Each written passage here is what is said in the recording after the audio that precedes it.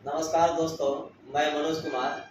आप देख रहे हैं मिथिला न्यूज स्टार। अभी मैं बिरौल में मौजूद हूं और हमारे साथ जन स्वराज पार्टी के जिला उपाध्यक्ष मनोज जी हैं और हम इनसे जानेंगे जन स्वराज पार्टी जो ये ज्वाइन किए हैं विश्व के सबसे बड़ा पार्टी भाजपा को छोड़ करके, क्या कारण है ये छोड़ करके जन स्वराज पार्टी ज्वाइन किए हैं। वैसे जन स्वराज पार्टी का अभी विधिवत रूप से पार्टी का घोषणा 2 अक्टूबर गांधी जयंती के मौके पर करना है।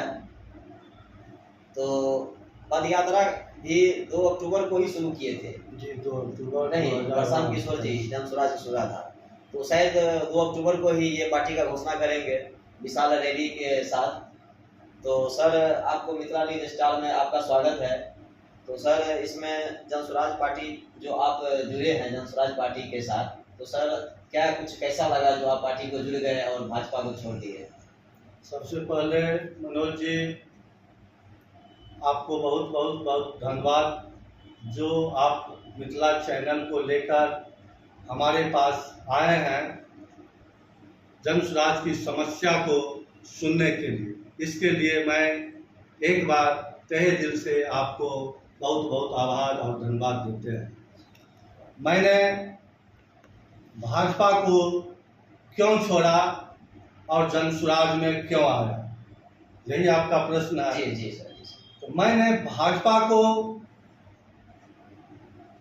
ये सोच के पार्टी ज्वाइन किया था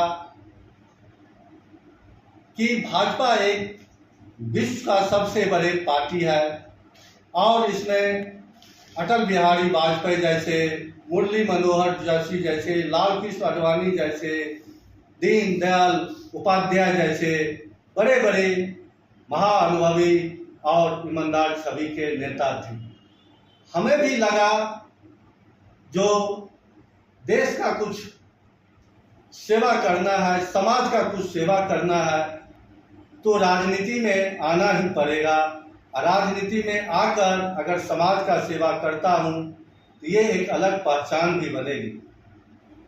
तो मैंने भाजपा को तहे दिल से, जब तक भाजपा में था, एक वफादार सिपाही बनकर भाजपा का झंडा ऊंचा तक लहराया और भाजपा के समर्पित सिपाही बनके मैंने काम किया।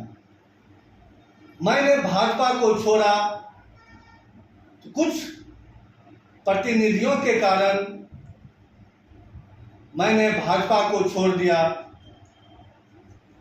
मैंने क्षेत्र में भी गया तो क्षेत्र के लोग कहते थे यहाँ से जनप्रतिनिधि जीत कर जाते हैं, चाहे वो एमपी हो या विधायक हो, लेकिन जीत के जब जाते हैं तो जीत के चले जाते हैं, क्षेत्र में पुनः वापस नहीं आते हैं।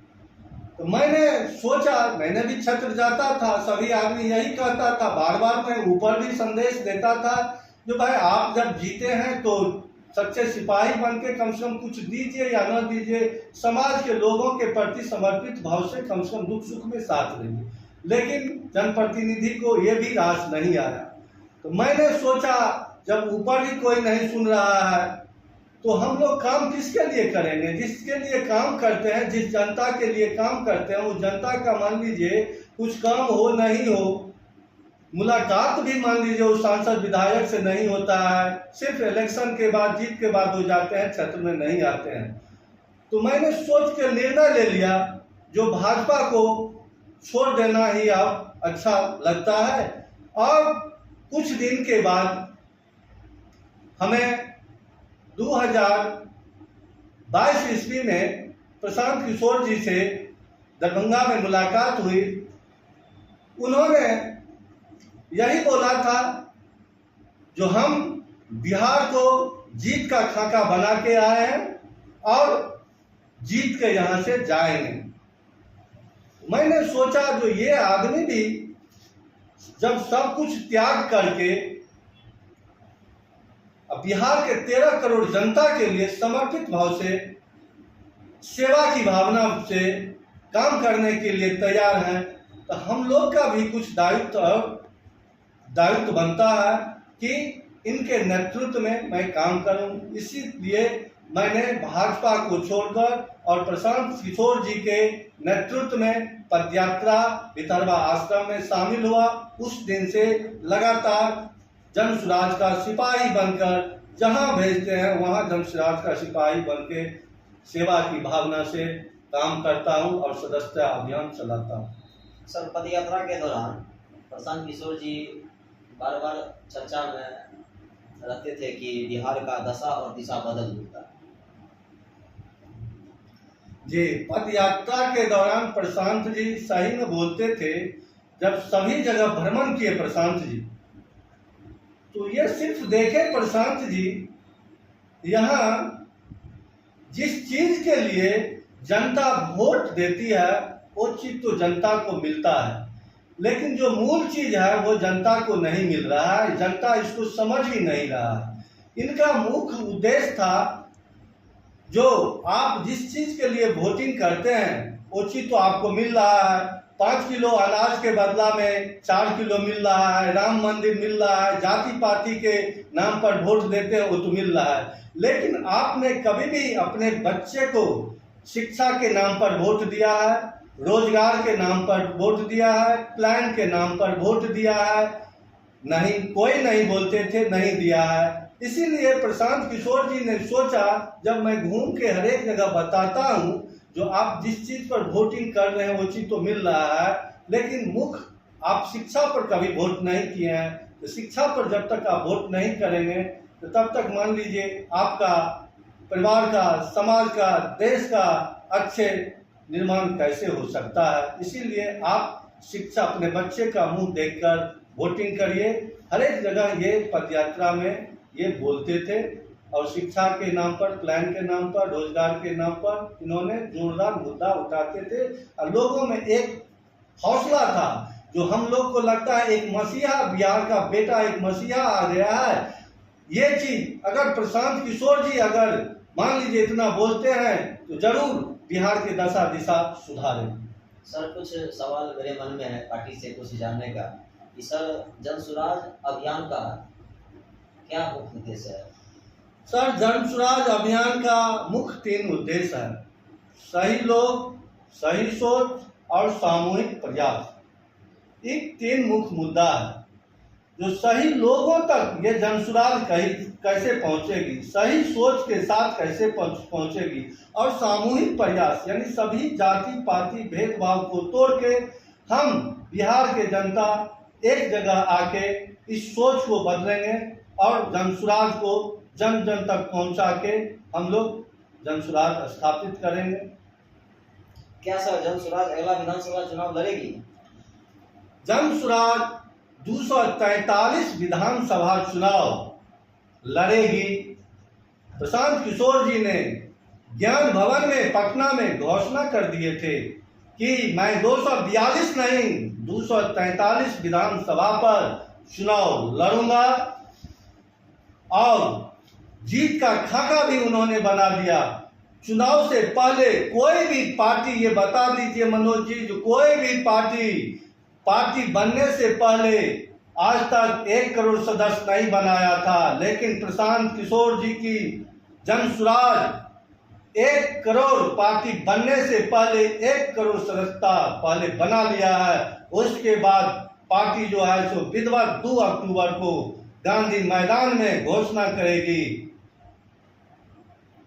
सर, क्या प्रशांत किशोर जी बिहार के लिए एक दूरदर्शी नेता साबित हो सकते हैं? इसमें क्या गलत है? प्रशांत किशोर जी बिहार नहीं भारत के लिए दूरदर्शी नेता है। जो काम इन्होंने किए हैं यानी भारत से ऊपर विदेश में भी काम किए हैं तो भारत का डंका बजाए। जब भारत में राजनीति सलाहकार के रूप में काम किए तो बिहार का डंका बजाए। जो ये कौन है? तो बिहार का बेटा एक है जो बड़े बड़े राजनीतिक पार्टी का गाड़ी जहां फंसती है तो प्रशांत किशोर जैसे आदमी उस पार्टी को चुनाव को नैया कैसे जीतेगी उसका उबारने का काम किया है। अगर प्रशांत किशोर जी के नेतृत्व में जन सुराज पार्टी 2 अक्टूबर को विधिवत घोषणा होती है और ये पार्टी बन के काम करेगी तो हमको लगता है प्रशांत किशोर जी के नेतृत्व में ऐसा बिहार बनेगा, ऐसा बिहार का सपना होगा जो यहाँ के सभी जाति पाति भेदभाव सबसे ऊपर उठ के एक समृद्ध समाज का निर्माण करेंगे। ये प्रशांत किशोर जी को तो पहचान, यही पहचान है, यही सोच है, दूरदर्शी सोच है जो सबके साथ लेके हम ऐसा बिहार बनाएंगे जिस बिहार में बाहर से आके लोग और काम करें, बिहार का लोग बाहर नहीं जाए। यही तो इनका सोच है। क्या सर जन स्वराज के माध्यम से अच्छे लोग राजनीति में आएंगे? जी, जन स्वराज के माध्यम से मनोज जी अच्छे लोग तो आ ही रहे हैं। हम लोग घर घर तक जो है सो मान लीजिए जा रहे हैं, जन स्वराज की सदस्यता दे रहे हैं। बाकी दल जो यहाँ हैं बिहार में, जितने भी दल हैं, वो दल के बेटा अगर मान लीजिए विधायक हैं तो बाप भी विधायक हैं। 1200 से 1300 आदमी बिहार में जो है वही राजनीति करते हैं, उसी की बाल बच्चा पोता पोती सभी जो है विधायक और सांसद बनते हैं। लेकिन जनरल आदमी को नसीब कहाँ है जो हम विधायक बन जाए। लेकिन जन स्वराज की सोच है, प्रशांत किशोर जी की सोच है जो हम सही लोग तक पहुंचूं और उस जगह तक जाऊं जो कभी सोचता भी नहीं था, जो हम विधायक बने, सांसद बने। बहुत ऐसा आदमी है क्षेत्र में, गांवों में, जो मान लीजिए काम करना चाहता है लेकिन उसको प्लेटफॉर्म नहीं मिलता है। काम करते भी हैं तो मान लीजिए जब समय आता है उसको टिकट नहीं मिलता है। विधायक और सांसद के बेटा को टिकट मिलता है, करोड़ों अरबों रुपए दे के टिकट मिलता है। तो प्रशांत जी तो कह रहे हैं जो मैं उस आदमी को ढूंढ के निकालूंगा, ढूंढ के निकालने के बाद मैं उसको टिकट दूंगा और टिकट देने के बाद एक अच्छे समाज का निर्माण करूंगा। जब तक पढ़े लिखे आदमी राजनीति में नहीं आएंगे तब तक राजनीति का मान लीजिए दशा दिशा कैसे सुधरेगी। क्या सर जन स्वराज के विजन के अनुसार बिहार अगले 10 सालों में देश के अग्रणी राज्यों में शामिल हो सकते हैं? जी मनोज जी, प्रशांत किशोर जी जन स्वराज के सूत्रधार हर एक सभा में यही बोलते हैं कि जब जाति भेद से ऊपर उठकर बिहार काम करेगा और काम करने के बाद बिहार का ये जाति पाति सब हट जाएगी तो हम लोग जो है सो सही आदमी को जो है सो निकाल के और अच्छे समाज का निर्माण करेंगे। अच्छे समाज का निर्माण जब तक नहीं होगा तब तक मान लीजिए हम लोग इसमें क्या कर सकते हैं। अच्छे समाज का निर्माण होना ही प्रशांत किशोर जी का सपना है। ये सपना को प्रशांत किशोर जी पूरा करेंगे यदि लोग सही नेतृत्व का समर्थन करेंगे और सही जब सही लोग चुन कर आएंगे तो समाज से, अच्छे समाज से सही लोग चुन के आएंगे तो हमें लगता है जो अच्छा नेतृत्व करेंगे और हर एक क्षेत्र का सर्वांगीण विकास भी होगा। सर्वांगीण विकास होगा तो बिहार ऑलरेडी जो है ऑलरेडी अग्रणी राज्य में आएगा। अग्रणी राज्य में आएगा जब यह प्रशांत किशोर जी का एक सपना ये भी है जो बिहार में जब महाराष्ट्र से, गुजरात से, यूपी से, सरेक जगह से जब बिहार में काम करने के लिए वहाँ के मजदूर, बिहार के बेटा बिहार में काम करने के लिए आएंगे तो जरूर जो है सो बिहार अग्रणी राज्य के दर्जा हासिल करेंगे और 1 से 10 स्थान में इनका नाम होगा। क्या आपके पार्टी में सभी वर्गों को संख्या के हिसाब से हिस्सेदारी मिलेगी? जी मनोज जी, प्रशांत किशोर जी घोषणा करके बोलते हैं जो मैं ज्ञान भवन में भी बोले थे, जो हम लोग जाति पाति भेदभाव लिंग से ऊपर उठ के जिसका जितना मान लीजिए भागीदारी है ये काम हम जरूर करेंगे। उन्होंने घोषणा कर दिया था जिस जाति से, जिस समाज से, जितना भागीदारी है उस हिसाब से मैं उनको टिकट दूंगा। उन्होंने घोषणा पहले ही कर दिया था। कोई पार्टी मान लीजिए 1 महीना 10 दिन 15 दिन घोषणा करता है, लेकिन उन्होंने हर एक जाति को मान लीजिए कितना हक मिलेगा वो हक जो है उन्होंने घोषणा कर दिया था, जो हर एक पार्टी को इतना सीट मिलेगी और मिलेगी। क्या जन स्वराज में महिलाओं को उचित भागीदारी मिलेगी? प्रशांत किशोर, बार बार हम आपको कह रहे हैं, जो प्रशांत किशोर जी ज्ञान भवन पटना में अकेले नहीं 10,000 के बीच में बोले थे, जो मैं 40 लोकसभा क्षेत्र है बिहार में, 40 लोकसभा क्षेत्र से एक महिला प्रतिनिधि दूंगा और वो प्रतिनिधि विधानसभा में लड़ेगी। इन्होंने एकदम तार ठोक के डिक्लेयर घोषणा कर दिए थे। सर, जन स्वराज बिहार के बाकी दलों से कैसे अलग होंगे? मनोज जी, जन स्वराज बाकी दलों से तो अलग है ही न। इसमें जाति है, न पाति है, न भेद है, न धर्म है, न लिंग भावना कहीं है ही नहीं। जो आदमी जाति पाति की राजनीति करे, भेद भावना की राजनीति करे, उसके लिए न मान लीजिए अलग है। जन स्वराज के सूत्रधार प्रशांत किशोर जी 13 करोड़ बिहार वासियों के लिए काम करते हैं। तो 13 करोड़ बिहार वासियों के लिए जब ये काम कर रहे हैं तो मान लीजिए इसमें किसी तरह की भावना तो है ही नहीं। जब भावना रहेगी तब ना। हम 13 करोड़ आदमी के लिए यहाँ काम करना चाहते हैं। हमारे प्रशांत किशोर जी 13 करोड़ जनता के लिए कहते हैं, जो बिहार की जो दशा दिशा है, हर एक सभा में कहते हैं जो बिहार की दशा दिशा जो खराब है। हम केवल जाति पाति की राजनीति करने के लिए नहीं आए हैं। हम 13 करोड़ जनता को ऊपर कैसे जाएंगे, वो मेरे बिहारी भाई हैं। जब हम कहीं एक स्टेट से दूसरे स्टेट जाते हैं तो वहाँ जाति पाति नहीं देखा जाता, वहाँ ये देखा जाता है जो ये बिहारी है। तो इस बिहारी के लिए वो काम करते हैं, काम करते हैं। सर, आपने भाजपा में रह करके बहुत सारे कार्य करवाए हैं पार्टी में रह करके। तो सर, जैसे कोरोना काल हुआ तो उसमें भी आपने बढ़ चढ़ करके हिस्सा लिए थे। हम लोग आपका लोकल स्तर पर खबर भी बनाए थे। तो सर, आपने लोगों की समस्याएं सुनी, लेकिन जितने भी यहाँ पर सांसद आए, विधायक आए, तो हमको तो लग रहा है कि आज जो भाजपा का माने सांसद गोपाल जी ठाकुर पुनः जीते हैं और बहुत ज़्यादा अंतर से जीतते आए हैं। लेकिन गोरापोरा विधानसभा में नदियों का जाल बिछा हुआ है।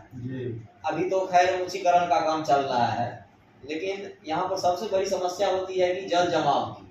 बारिश होता है, जल का जमाव हो जाता है, जैसे लगता है कि बाढ़ आ गया, और लोग 3 से 4 महीना नाव पर ही जीवन यापन करते हैं पूर्वी बेल्ट में। तो सर, क्या आपके पार्टी के स्थापना के बाद यदि चुनाव लड़ती है तो क्या आपका सरकार यदि बन जाती है तो क्या इस पर काम करेगी? मनोज जी, कल हम लोग दरभंगा गए थे। जन स्वराज का 1 दिवसीय जो है दरभंगा में सदर में हम लोग प्रखंड में 1 दिवसीय पदयात्रा था। उस पदयात्रा का उद्देश्य यही था, जो लोगों की समस्या दरभंगा में जो है जल जमाव की समस्या है और ओवर ब्रिज की समस्या है। इसी समस्या को लेकर जन स्वराज वहाँ 1 दिवसीय पदयात्रा किया था और लोगों के बीच में ये संदेश दिया था। उस पानी में मान लीजिए हम लोग भी इतना भर चौना पानी में एक लगता था कि उस एरिया में इस ऐसा माहौल था जो क्या कहने लायक नहीं था। लेकिन उस जगह हम लोग पदयात्रा के माध्यम से लोगों को जगाया और प्रशासन को भी एक ज्ञापन दिया जिसकी समाधान होनी चाहिए। बची बिरौल की समस्या आज से नहीं है। ये समस्या जो है 1950 ईस्वी से ये समस्या है। यहाँ के कितने सांसद जीत के गए, विधायक जीत के गए, लेकिन यहाँ के क्षेत्र के लिए कोई भी समस्या आवाज विधानसभा लोकसभा में कोई नहीं उठाता है। लोकल प्रशासन के द्वारा यहाँ सिर्फ जो है सो आदमियों का दोहन किया जाता है। तो हमें उम्मीद लगता है जो जन सुराज अगला पड़ाव जो है बिरौल अनुमंडल की जो समस्या है, 4-5 समस्या यहाँ मुख्य समस्या है। 4-5 समस्या में नगर पंचायत का दर्जा जो यहाँ है वो नगर परिषद का पंचायत जन सुराज एक धरना प्रदर्शन देके करेगी। नगर पंचायत का दर्जा एक जिला की मांग हम लोग करेंगे और हर एक खेत में जो है पटवन की व्यवस्था जो है सो एकदम बिजली के माध्यम से होनी चाहिए। और 40 एकड़ में हम लोग जहाँ जहाँ मान लीजिए जाते हैं सदस्यता अभियान लेकर, वहाँ आदमी में यही कहना होता है जो देखिए सर आप लोग तो जन सुराज का आए हैं, जन सुराज का क्या है, हम लोग का पानी का जो समस्या है, जल जमाव की समस्या है वो कैसे दूर होगा। हम लोग यही कहते हैं जो 2025 ईस्वी में एक बार जन सुराज को आप मौका दीजिए। अगर जन सुराज को आप मौका देते हैं तो मैं आपसे वादा करता हूं जो आपका जो भी समस्या होगा वो समस्या मैं जरूर पूरा करवाऊंगा। इसके लिए हम लोग तत्पर हैं। सर आपका समय बहुत महत्वपूर्ण है और मैं सर एक अंतिम सवाल पूछूंगा। सर यहाँ पे प्रखंड मुख्यालय हो या चाहे जो भी हो कार्यालय हो, लोग गरीब लोग जाते हैं काम कराने के लिए, तो भ्रष्टाचार व्याप्त है। भ्रष्टाचार को लेकर के कई लोग शिकायत भी किए एसडीओ सर से। जैसे कि एक सोनहा के हैं बबलू जी, उनको सम परिवर्तन के लिए जो है सो लगभग 6 महीना से वो दौड़ रहे हैं, उनका सम परिवर्तन का काम नहीं हो रहा है। उनसे 500 रुपये गांधी छाप का नोट मांगा गया, वो पैसा नहीं दिए, आज तक उसका काम नहीं हुआ। एसडीओ सर से शिकायत भी किए लेकिन वो शिकायत का अभी तक निवारण नहीं हुआ। मनोज जी आपको मैं ये कहना चाहता हूँ भ्रष्टाचारी केवल बिरौल की भ्रष्टाचारी नहीं, पूरा बिहार में ऐसी व्यवस्था जर्जर पकड़ा हुआ है भ्रष्टाचारी। मान लीजिए इसका निदान करना जो है अभी के जो सरकार है एनडीए गठबंधन की, उसकी दायित्व बनती है। आप तो जानते हैं जो लालू के राज में, जंगल राज में, वहां किसकी शासन चलती थी? बदमाशों की शासन चलती थी। लेकिन नीतीश के राज में यहाँ किसकी शासन चल रही है? प्रशासन की शासन चल रही है। यहाँ कोई जनप्रतिनिधि है कहाँ? जनप्रतिनिधि रहेंगे तब न। जनप्रतिनिधि का भी आवाज कहता है जनप्रतिनिधि, मेरा भी आवाज प्रशासन नहीं सुनता है, तो ऐसी जनप्रतिनिधि को रह के क्या फायदा है? यहाँ ऐसी लूट मची, हर एक जगह लूट मची हुई है। आप ये जानते हैं जो एक दाखिल खारिज कराने के लिए जाइए, एक गरीब किसान दाखिल खारिज कराने के लिए जाता है, उससे 20-20 हजार रुपया सर जमीन मेरी रजिस्ट्री करवाते हैं। दाखिल खारिज कराने के लिए रसीद कटवा के जाते हैं कर्मचारियों के नजदीक। वहाँ बिचौलिया इतना हावी है जो मान लीजिए काम आप पैसा देते हैं फिर भी पेंडिंग रहता है। इसका एक उदाहरण सर हम लोग भी हैं जो आगे तक कहते हैं लेकिन कोई सुनवाई नहीं। ऐसी भ्रष्टाचारी चरम पर है जो नीतीश के राज में, नीतीश बाबू के राज में तो यही भ्रष्टाचारी है। अफसरशाही राज है, अफसर यहाँ लूट रहा है, अफसर लूट के खा रहा है और ये लूट करके आगे भेज रहा है, या मंत्री को देता है, विधायक को देता है, सांसद को देता है। यही तो खेला मेला चल रहा है बिहार में अपने स्वार्थ के लिए। नीतीश बाबू देखिए, अभी नीतीश बाबू को लेना था जो सरकार में है अभी सहयोगी के रूप में है। अभी नीतीश बाबू चाहेंगे तो बिहार को विशेष राज्य का दर्जा मिलना चाहिए तो मिलेगी, लेकिन नीतीश बाबू एक बार भी नहीं बोलते हैं जो नरेंद्र मोदी जी हमें 4 गो मंत्री नहीं चाहिए, नरेंद्र मोदी जी हमें बिहार को विशेष राज्य की दर्जा चाहिए और विशेष राज्य की पैकेज चाहिए। लेकिन आप देखिए अभी तक एक शब्द अगर इन्होंने उठाया होगा जो विशेष राज्य की दर्जा, तो जनता को तो सभी ठग रहा है। लेकिन मैं आपसे वादा करता हूं जो 2025 ईस्वी में एक आंधी ऐसी चलेगी, हमारे जन स्वराज के सूत्रधार प्रशांत किशोर जी का यही सपना है। इस सपना को जो बिहार की तकदीर तस्वीर कैसे बदलेगी, उन्होंने दिन रात पद यात्रा के माध्यम से जंगल में सो के, जो आदमी चार्टर प्लेन पर चलने वाले आदमी थे, जो आदमी राजमहल में सोने वाले आदमी थे, जो आदमी सारा चीज करने वाले आदमी थे, वो आदमी किसके लिए? 13 करोड़ जनता की दशा दिशा देखते हैं। उनको भी होता है जो मैं भी एक बिहार का बेटा हूं, हमें बहुत के लिए काम किए, बहुत मुख्यमंत्री बनाए, भारत के प्रधानमंत्री भी बनाए, लेकिन ये 13 करोड़ जनता जो है, इसके लिए मैं काम करना चाहता हूं। और इसकी तकदीर और तस्वीर जब तक नहीं बदलेगी तब तक मैं चैन की नींद नहीं सोऊंगा। इसी के लिए हम लोग भी उनके साथ चल रहे हैं। सर बहुत बहुत धन्यवाद हमारे चैनल के साथ जुड़ने के लिए। मनोज जी, आपको भी बहुत बहुत धन्यवाद, शुभकामनाएं, नमस्कार।